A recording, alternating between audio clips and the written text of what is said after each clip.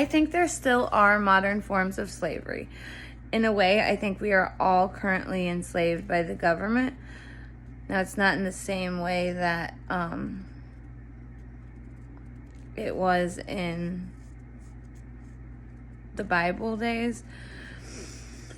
However, I think it's a silent and sneaky type of slavery that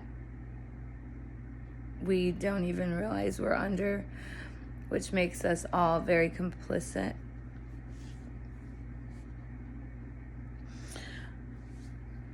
The government is currently trying to make it harder to own a house, to own land, to own anything. And even after a 30-year mortgage, you still have to pay taxes on your land. And if you've owned it for 30 years and you forgot to pay taxes 1 year, well, or you just couldn't afford it, they can come and take your house. So they want us to be reliant on them. They don't want us to own anything. And if they could, they would own every single house and every single piece of land that there is. I think the credit system is another form of slavery. When you turn 18, it is very hard to get your credit established.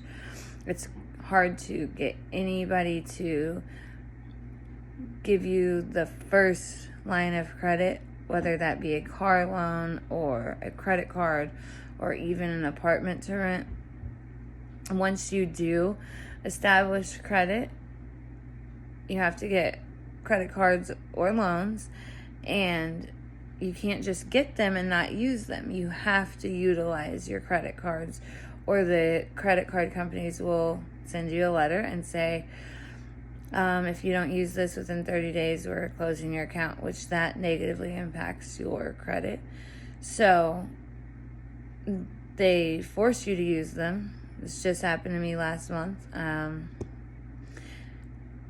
And if you utilize more than 30%, then it negatively impacts your score. You can pay on time every month for 10 years and miss one payment, and that one missed payment negatively affects your credit score more than the combined 10 years of positive effect.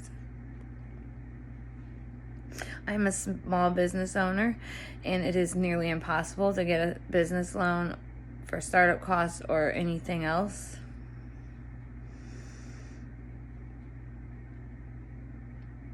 To me, this is all designed to keep the powerful and rich in their positions and ensure the poor never get rich.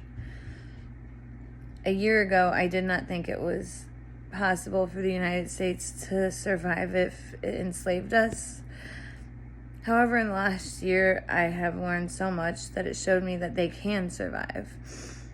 The thing that showed me this the most was COVID-19. When the vaccinations came out, America mandated the vaccine, which is completely against our Constitution and our rights as human beings.